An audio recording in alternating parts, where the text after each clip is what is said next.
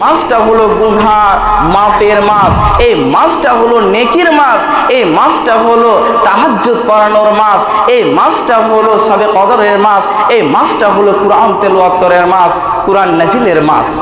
এই মাসটা এত গুরুত্ব, এই করতে করতে বিশ্বনবী সাল্লাল্লাহু আলাইহি ওয়াসাল্লাম ছিলেন।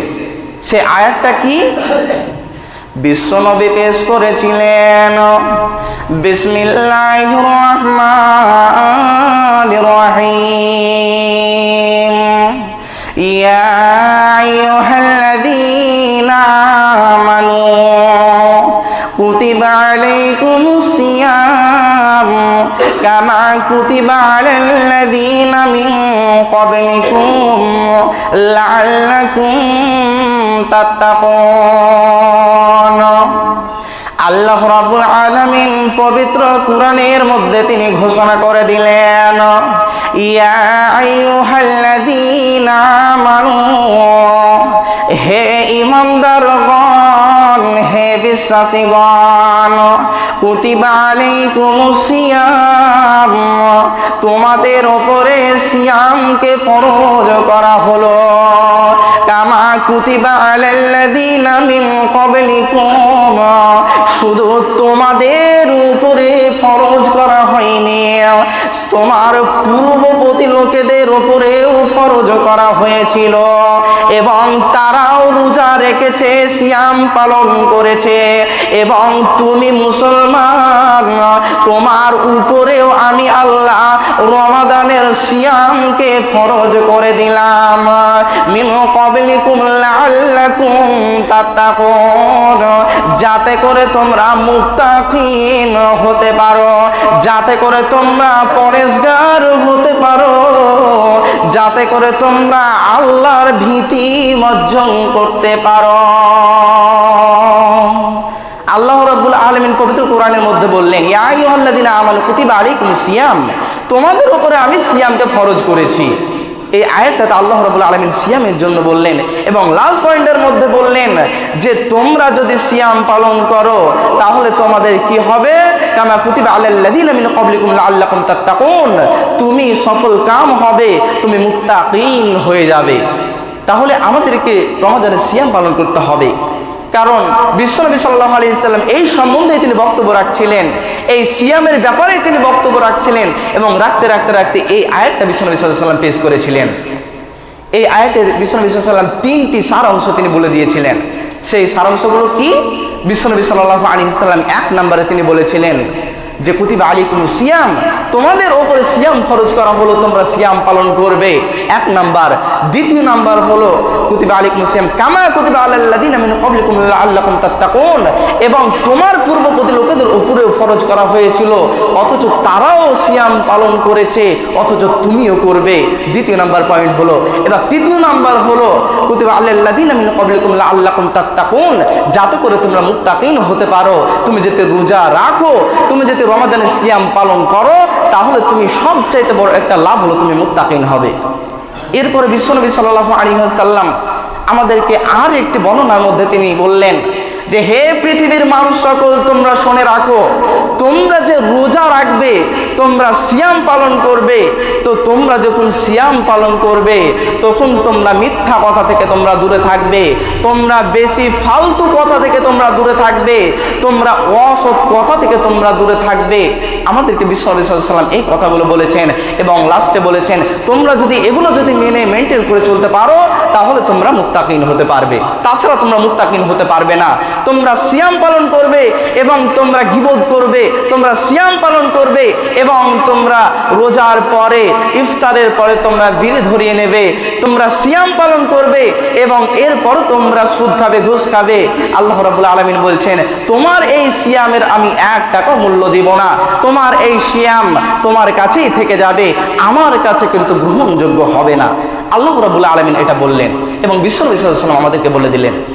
কিন্তু আজকে আমাদের সমাজে আজকে এটাই ঘটে যাচ্ছে, আমরা সিয়ামও থাকছি ঠিকই, কিন্তু আমরা ইফতারের পরে আমরা বিড়িও টানছি। তাহলে আপনি আল্লাহকে কিভাবে আপনি ভয় করলেন? আপনি কিভাবে আপনি মুত্তাকিন হতে পারলেন, আপনি কিভাবে আপনি পরেজগার হতে পারলেন? আল্লাহ রাব্বুল আলামিন তো বললেন যে এই মাসটা পবিত্র মাস, এই মাসে তোমরা কি করবে? মুত্তাকিন হবে, পরেজগার হবে, আল্লাহর ভীতি অর্জন করতে পারবে। কিন্তু আপনি কি আল্লাহর ভীতি অর্জন করছেন? আল্লাহ তাআলা বলেছেন যে তুমি রোজা রাখো, আপনি রোজা রাখছেন। আল্লাহ রাব্বুল আলামিন বলেছেন যে তুমি যখন রোজা রাখবে তখন তুমি অসৎ কথা থেকে তুমি দূরে থাকবে, কিন্তু আমরা থাকতে পারি না। রোজা থেকে আজকে আমরা ফালতু কথা, অসৎ কথা নিয়ে আজকে আমরা ব্যস্ত হারা হয়ে থাকি। আমরা যদি এরকম কথা নিয়ে ব্যস্ত হারা হয়ে থাকি তাহলে আমাদের সিয়াম ক্ষতি হবে, আমাদের সিয়াম গ্রহণযোগ্য হবে না।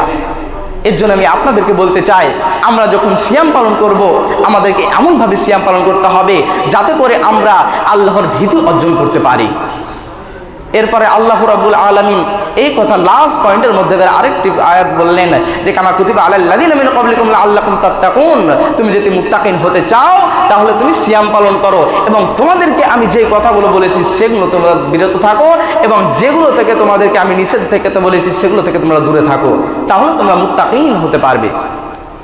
এরপরে এবার আসুন আমরা আরেকটা কথা জেনে নিই।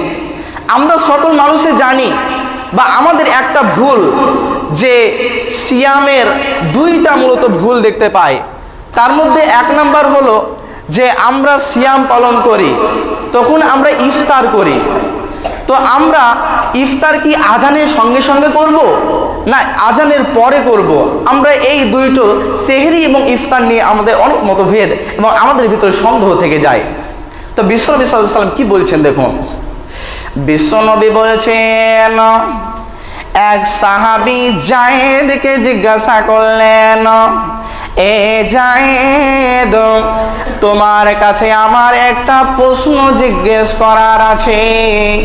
এবার যায়েদ বলল যে তুমি কি প্রশ্ন করবে আমাকে বলো। তখন যায়েদকে বলল, যায়েদ, তুমি আজকে রাত্রিতে তুমি বিশ্বনবীর সঙ্গে সেহরি করেছিলে, বিশ্বনবীর সঙ্গে সাহরি খেয়েছো, কিন্তু তুমি বলো যে বিশ্বনবী আজানের কতক্ষণ আগে সেহরি ছেড়ে দিয়েছিল, আজানের কতক্ষণ আগে সাহারি সমাপ্তি করে দিয়েছিল। তখন যায়েদ বললেন যে বিশ্বনবী 10টি বা 50টি আয়াতের সমান।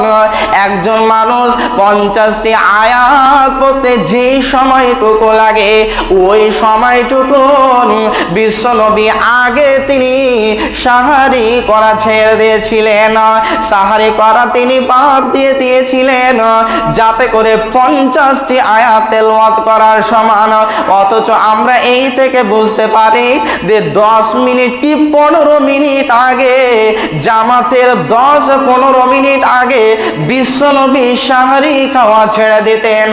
কিন্তু আমাদের সমাজে একটা ভুল আছে যে আমরা মনে করি যে সাহারি করতে করতে করতে করতে যদি একবার মসজিদের মধ্যে আজান হেঁকে দেয়, মসজিদের মধ্যে যদি একবার আজান হয়ে যায় তাহলে আমরা আজানের পরেও যদি আমরা সাহারি খাই তাহলে আমাদের রোজা ভেঙে যাবে, আমাদের রোজা হবে না, আমাদের রোজার ক্ষতি হয়ে যাবে। কিন্তু বিশ্বনবী বললেন যে তুমি আজান চলাকালীন সময়েও যদি তুমি খাও কোনো অসুবিধা হবে না, কারণ তোমাকে আমি বলছি আমি 50টি আয়াত তেলাওয়াত করার সমান ওই সময় আমি নামাজের আগে আমি সাহারি খাওয়া ছেড়ে দিতাম। বিশ্বনবী সাল্লাল্লাহু আলাইহি ওয়াসাল্লাম 50টি আয়াত তেলাওয়াত করতে যে সময় লাগে ওই সময় আগে আজানের অর্থাৎ নামাজের আগে সেহরি খাওয়া ছেড়ে দিতেন।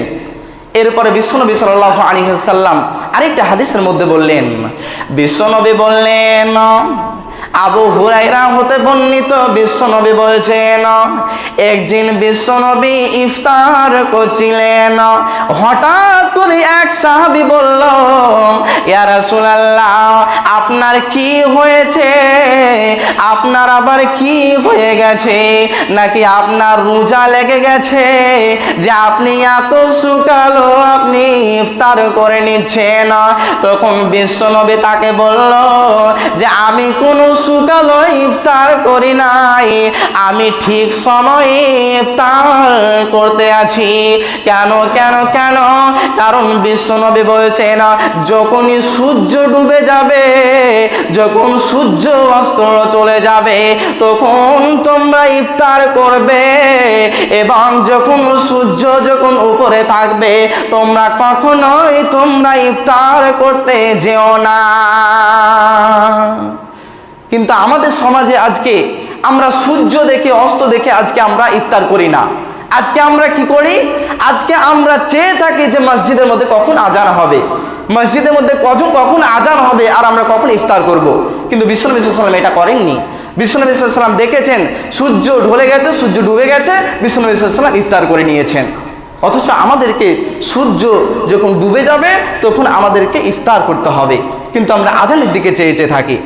এমনও তো হতে পারে যে মসজিদের মধ্যে মাইকের কোনো প্রবলেম, তাহলে আপনি কি করবেন? আপনি কি বসে বসে থাকবেন? আপনি কি চেয়ে চেয়ে থাকবেন? এখন আমাদের সকল সমাজের বাড়িতে আজকে অ্যান্ড্রয়েড ফোন হয়ে গেছে, আমরা সকলে টাইম দেখে বুঝি যে এই সময়ে ইফতার করতে হবে, কিন্তু আমরা মসজিদের মাইকের দিকে চেয়ে চেয়ে থাকি। কিন্তু বিশ্বনবী সাল্লাল্লাহু আলাইহি ওয়াসাল্লাম একটা সহিহ বুখারী ও মুসলিমের মধ্যে হাদিস এসেছে যে আমার উম্মত